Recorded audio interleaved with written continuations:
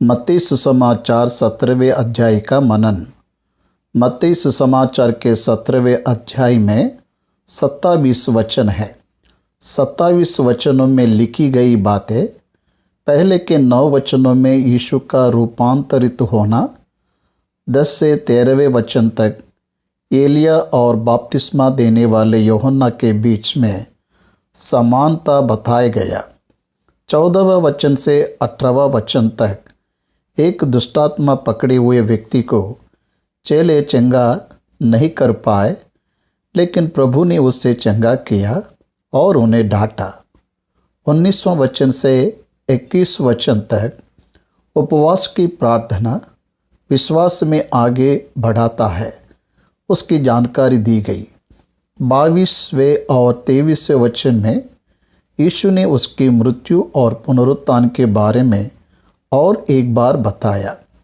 24 वचन से 27वें वचन तक आखिरी वचन तक देखने पर उसने एक अद्भुत कार्य को किया और उसने कैसर को कर दिया, इसकी जानकारी दी गई। इस तरह से 17वें अध्याय के 27 वचनों में लिखा गया पहले वचन से वचन का मनन करेंगे। मत्ती सुसमाचार 17वें अध्याय उसका पहला वचन। 6 दिन के बाद ऊपर का 16वां अध्याय के 28 वचन के 6 दिन के बाद, इन बातों को बताने के 6 दिन बाद प्रभु रूपांतरण के पहाड़ पर रूपांतरित हुए। यीशु ने पतरस और याकूब और उसके भाई यूहन्ना को साथ लिया और उन्हें एकांत में किसी ऊंचे पहाड़ पर ले गया और उनके सामने उसका रूपांतर हुआ। Transformation is the different from transfiguration. रूपांतरण या शब्द ट्रांसफिगुरेशन है, नॉट ट्रांसफॉर्मेशन। अंदर से होने वाला रूपांतरण या नहीं है, बाहरी रूपांतरण है, इसलिए इसे ट्रांसफिगरेशन कहा जाता है। यह भौतिक संबंधित रूपांतरण है। शरीर चमकने वाली स्थिति में जाना, उसका चेहरा सूरज के नाई चमकना, उसके वस्त्र ज्योति के समान उजला हो गया और मूसा और एलिया उसके साथ बातें करते हुए उन्हें दिखाई दे रहा है। देखिए, मूसा ईसा पूर्व 1450 वर्ष के समय का है। उसी तरह एलिया आहाब के राजा के समय का था। आहाब राजाओं के इतिहास में हमें देखने को मिलता है, लगभग 750 वर्ष के पूर्व का है, क्योंकि ईसा पूर्व 722 में इस्राएली बंदीगृह में गए। ईसा पूर्व 586 में यहूदी लोग बेबीलोन के बंदीगृह में गए, इसलिए ये 700 वर्ष के पहले का है।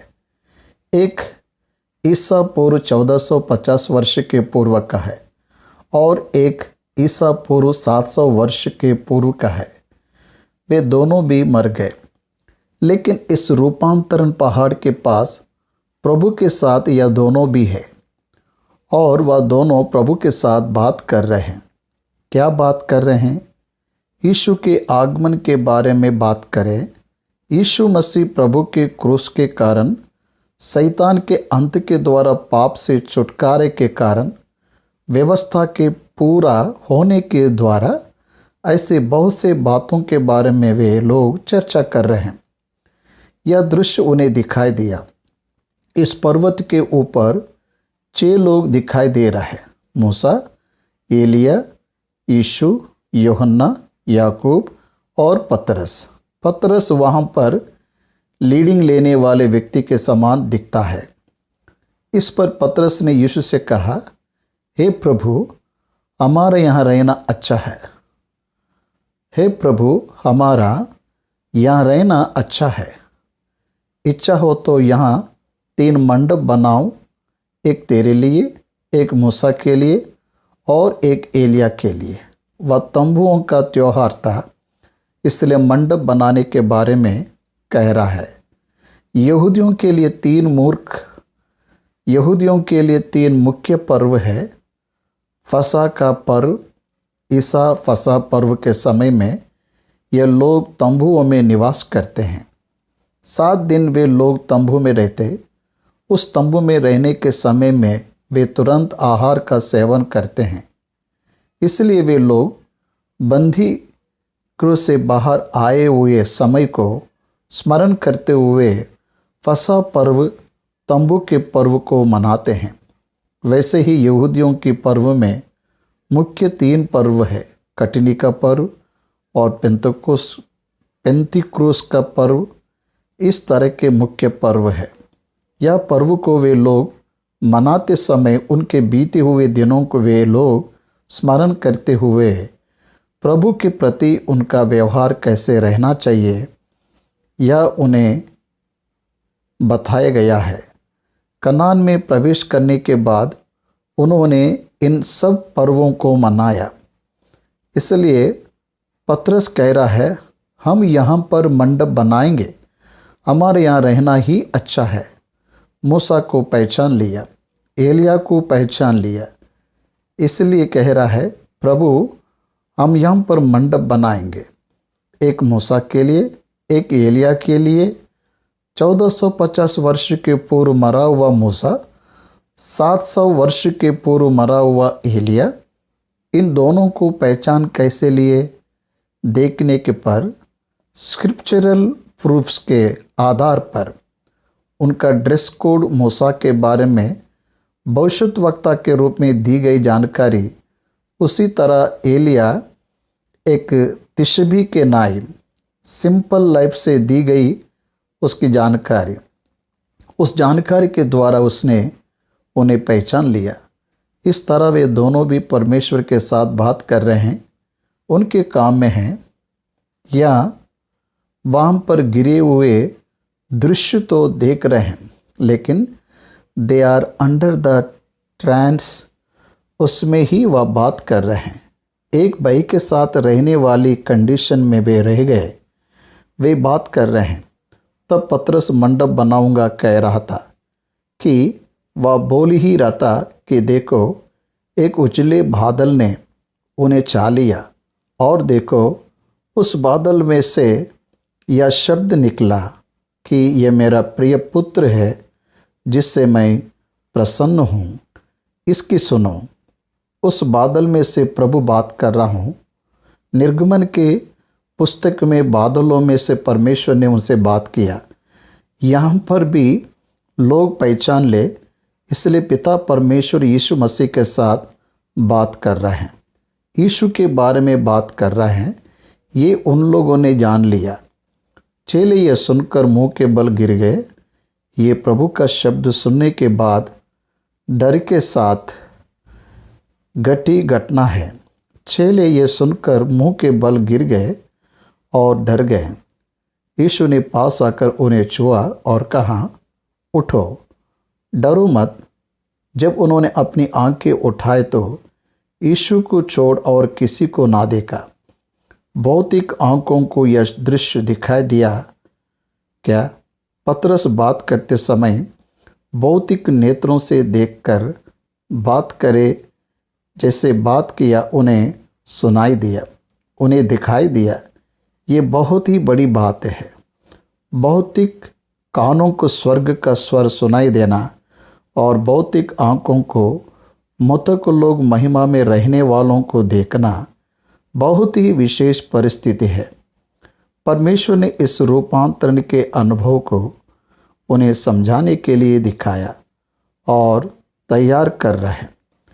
उनके आगे की सेवकाई में उनके विश्वास दृढ़ रहने के लिए परमेश्वर ने उन्हें अवसर दिया, ऐसा मुझे लग रहा है। उसके रूपांतरण होने के बाद रूपांतरण को देखने वाले गवाह रहना चाहिए, इसलिए उन्हें अवसर दिया गया। इसलिए यीशु मसीह का राज्य आने वाला है, यह बात बताने के लिए एलिया और मूसा वहाँ आए, ऐसे मुझे लग रहा है। जब ये पहाड़ से उतर रहे थे तब यीशु ने उन्हें यह आज्ञा दी, जब तक मनुष्य का पुत्र मरे हुओं में से ना जी उठे, तब तक जो कुछ तुमने देखा है किसी से ना कहना। खूब लिप्स कौन विश्वास करेगा? प्रभु यीशु मसीह का रूपांतरण हुआ। हमने एलिया मूसा को देखा, ऐसा उनके बताने पर कौन विश्वास करेगा? कोई भी विश्वास नहीं करेगा। इसलिए यीशु मसीह ने कहा, पुनरुत्थान होने दो। अभी विश्वास ना करने वाले पुनरुत्थान होने के बाद विश्वास करेंगे। तब तक तुम इस दर्शन को किसी को भी मत बताना। और उसके चेलों ने उससे पूछा, फिर शास्त्री क्यों कहते हैं कि एलिया का पहले आना अवश्य है? यीशु ने उनसे कहा, परंतु मैं तुमसे कहता हूँ कि एलिया आ चुका है और उन्होंने उसे नहीं पहचाना, परंतु जैसा चाहा वैसे ही उसके साथ किया। इसी रीति से मनुष्य का पुत्र भी उनके हाथ से दुख उठाएगा। तब चेलों ने समझा कि उसने हमसे यूहन्ना बपतिस्मा देने वाले के विषय में कहा है। उन्होंने उसे नहीं पहचाना, लेकिन एलिया आ चुका ऐसे कहा। मलाकी ग्रंथ के 4 अध्याय में एलिया नबी आकर माता पिता के मन को उनके पुत्रों के ओर और पुत्रों के मन को उनके माता पिता की ओर फेरेगा। ऐसे जो बताया गया है वैसे ही कार्य जंगल में उसने किया। इस तरह वह पहले ही आ गया। 14 वचन, जब वे भीड़ के पास पहुंचे तो मनुष्य उसके पास आया और घुटने टेककर कहने लगा। 14 वचन से लेकर 13वां में वचन तक जब हम देखते हैं तो एक मृगी रोग वाला दुरात्मा के द्वारा ग्रसित होकर बार बार पानी में गिर पड़ने वाले रोगी का जो पिता है वह चेलों के पास गया, लेकिन चेले किसी भी रीति से सहायता नहीं कर पाए। इसलिए प्रभु के पास आया, हे प्रभु, मेरे पुत्र पर दया कर, क्योंकि उसको मिर्गी आती है और वह बहुत दुख उठाता है। इस बात को अंडरलाइन कीजिए, बहुत दुख उठा रहा है। दुरात्मा के द्वारा इस बीमारी के कारण यह जवान व्यक्ति पीड़ा को पा रहा है, दुख को उठा रहा है और बार बार आग में और बार बार पानी में गिर पड़ता है। शैतान जवान को चुराने की राह देख रहा है और मैं उसको तेरे चेले के पास लाया था, पर वे उसे अच्छा नहीं कर सके। उसका क्या कारण है? अल्पविश्वास। अविश्वास नहीं, अल्पविश्वास मतलब हम छोड़ा नहीं पाएंगे, ऐसा एक अल्पविश्वास है। बार बार आग और पानी में पड़ रहा है। शैतान जवान को चुराने की कोशिश कर रहा है और मैं उसको तेरे चेलों के पास लाया था, पर उसे अच्छा नहीं कर सके। क्या कारण है? अल्पविश्वास। अविश्वास नहीं, अल्पविश्वास मतलब हम छोड़ नहीं पाएंगे ऐसा एक विश्वास। इसलिए वे सच में ही छोड़ा नहीं पाए। यीशु ने उत्तर दिया कि हे अविश्वासी और हठीले लोगों, मैं कब तक तुम्हारे साथ रहूँगा, कब तक तुम्हारी सहूँगा? उसे यहाँ मेरे पास लाओ। वे सब हठीले लोग ही थे, इसलिए उन हठीले लोगों से अलग होकर उद्धार को प्राप्त करो। इस तरह से पतरस ने बुलाया। सच है, हठीले लोगों से हमें दूर रहना है। अलग किए जाने पर ही वे उद्धार का अनुभव प्राप्त कर सकेंगे। इसलिए उनसे कहा, चलो चेलों के पास लाया। फिर भी उनके चंगा ना करने के कारण उनके विश्वास की गति है। तब यीशु ने उसे छुड़ाया और दुष्ट आत्मा उसमें से निकला और लड़का उसी घड़ी अच्छा हो गया। उसी घड़ी वह अच्छा हो गया। यीशु के लिए कुछ भी असंभव नहीं है। तब चेलों ने एकांत में यीशु के पास आकर कहा, हम इसे क्यों नहीं निकाल सके? उसने उनसे कहा, अपने विश्वास की गति के कारण, क्योंकि मैं तुमसे कहता हूँ, यदि तुम्हारा विश्वास राई के दाने के बराबर भी हो तो इस पहाड़ से कह सकेंगे कि यहाँ से सरक कर वहाँ चला जा, तो वहाँ चला जाएगा, और कोई बात तुम्हारे लिए अनहोनी ना होगी। राई के दाने के बराबर मतलब राउंड तुम्हारे अंदर परिपूर्ण विश्वास से, ऐसे प्रभु कह रहा है। प्रभु ये नहीं कहना चाहता कि पहाड़ सरक जाएंगे। जो असंभव है वह संभव होगा। विश्वास के द्वारा असंभव बातें संभव होंगे। जिस बात पर मनुष्य का मन अंगीकार नहीं कर सकता है वह भी संभव होगा। विश्वास के द्वारा ही संभव होगा। संभव होने वाले बातों पर ही हमें भरोसा रखते हैं, लेकिन विश्वास आधार ना रहने पर भी विश्वास रखने के द्वारा उसे अनुभव कर पाते हैं। कोई बात तुम्हारे लिए अनहोनी ना होगी। कब? राई के दाने के बराबर विश्वास रहने पर। इसलिए राई का दाना खाद्य पदार्थों में बहुत छोटा है, इसलिए थोड़ा विश्वास रहने से ऐसा नहीं कह रहा है। परिपूर्ण विश्वास रहना चाहिए। बाद में 21 वचन से 23 वचन तक वह उसकी मृत्यु और पुनरुत्थान के बारे में बात कर रहा है। जब वे गलील में थे तो यीशु ने उनसे कहा, मनुष्य का पुत्र मनुष्य के हाथ में पकड़वाया जाएगा। यह क्या बताई हुई आपकी बाइबल में अंडरलाइन कीजिए। पकड़वाया जाएगा। कौन पकड़वाया जाएगा? रोमियों की पत्री 8वें अध्याय के 32 वचन में कहता है, जिसने अपने निज पुत्र को भी ना रख छोड़ा परंतु उसे हम सबके लिए दे दिया, वह उसके साथ हमें और सब कुछ कार्य करना देगा।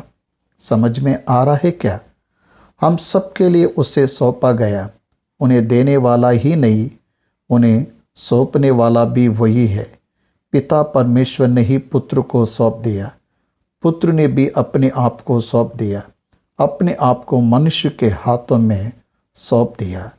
यूहन्ना सुसमाचार के 8वां अध्याय में तुम किसे ढूंढ रहे हो कहकर यीशु मसीह स्वयं अपने आप को उन्हें सौंपा जाने वाला है। यहूदा इस्करियोत ने सौंपा जाने के बाद क्रेडिट लिया। इसके सौंपे जाने के बाद जाकर उसे चूमा और गवाही को दिया कि यही यीशु मसीह है। वे उसे मार डालेंगे। Physical death of Jesus Christ on the cross. उसके बाद भी तीसरे दिन जी उठेगा। इस पर बहुत उदास हुए। किसी की भी अगर शारीरिक मृत्यु की बात करें तो उनके प्रिय लोग बड़े ही दुखी होते हैं। यीशु के चेले बड़े ही दुखी हुए। लाजर का परिवार दुखी हुआ। बाइबल ग्रंथ में मृतकों से संबंधित विलाप गीत है। आशा रहने वाले जैसा दुख मसीहों का नहीं होता है। आशा रहने वाला दुख होता है। टेम्पररी सेपरेशन, परमानेंट सेपरेशन, कुछ समय के लिए। लेकिन हम सुनते हैं बहुत से लोग कहते हैं फिर वापस ना आएगा, ऐसे स्थान में चले गए हैं। वैसे दुनिया नहीं, हम फिर वापस आएंगे, यही तो आशा है। आशा नहीं रहने वाला सोचते हैं कि फिर वापस नहीं आएगा। मसीह की आशा बताती है हम फिर वापस आएंगे। इस तरह वह तीसरे दिन जी उठेगा। पहला कुरिन्थियों की पत्री 15वें अध्याय के अनुसार मृतकों में से वह पहला फल होकर जी उठा, ऐसा लिखा है।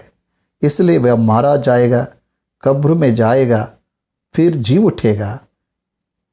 या तीनों वचन के अनुसार हुआ। वचन के अनुसार मारा गया, वचन के अनुसार कब्र में गया, वचन के अनुसार तीसरे दिन जी उठा। यह हम विश्वास के द्वारा मानते हैं। 24 वचन से लेकर 28वें वचन तक जब वे कफरनहूम पहुँचे, वहाँ कर लिया जा रहा था। यह धन मंदिर के मेंटेनेंस के लिए जाता है। इसलिए एक यहूदी को साल में एक बार कर देना रहता है। तब मंदिर के लिए कर लेने देने वालों ने पतरस के पास आकर पूछा कि क्या तुम्हारा गुरु मंदिर का कर नहीं देता?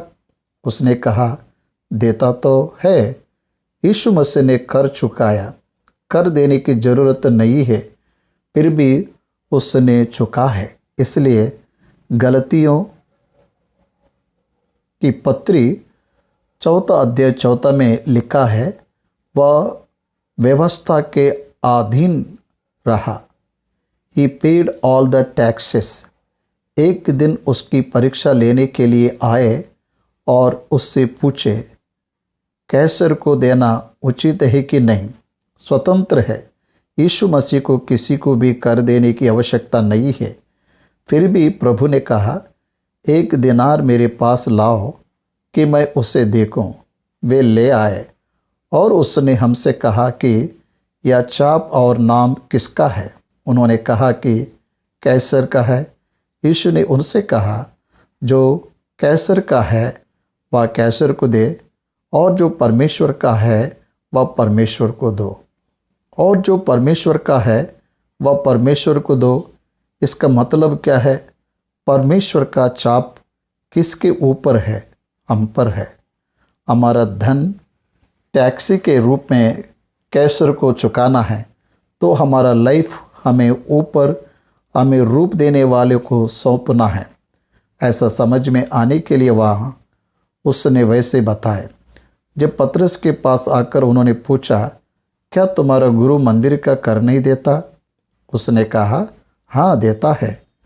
जब वह घर में आया तो यीशु ने उसके पूछने से पहले ही, देखिए प्रभु यीशु मसीह परमेश्वर का पुत्र है, उसने बाहर बात किया। वहाँ यीशु मसीह नहीं है।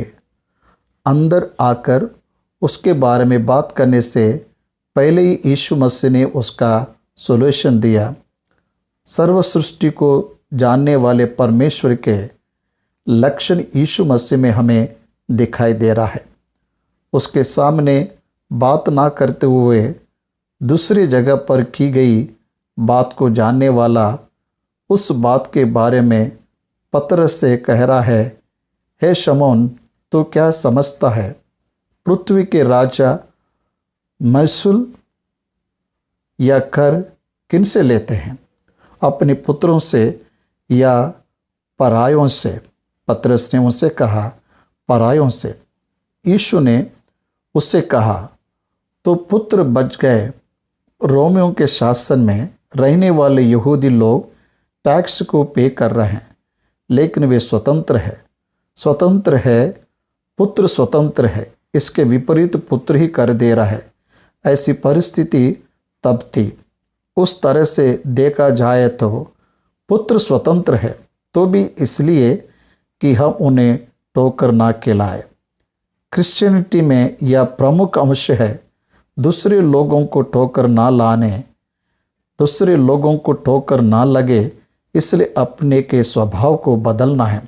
हमारा ठोकर खाना प्रमुख नहीं है, हमारे द्वारा दूसरों को ठोकर लगेगा क्या, इस बात का हमें बहुत ही ध्यान देना है। ठोकर तो आएंगे, लेकिन जिसके कारण आएंगे उसको कष्ट रहेगा।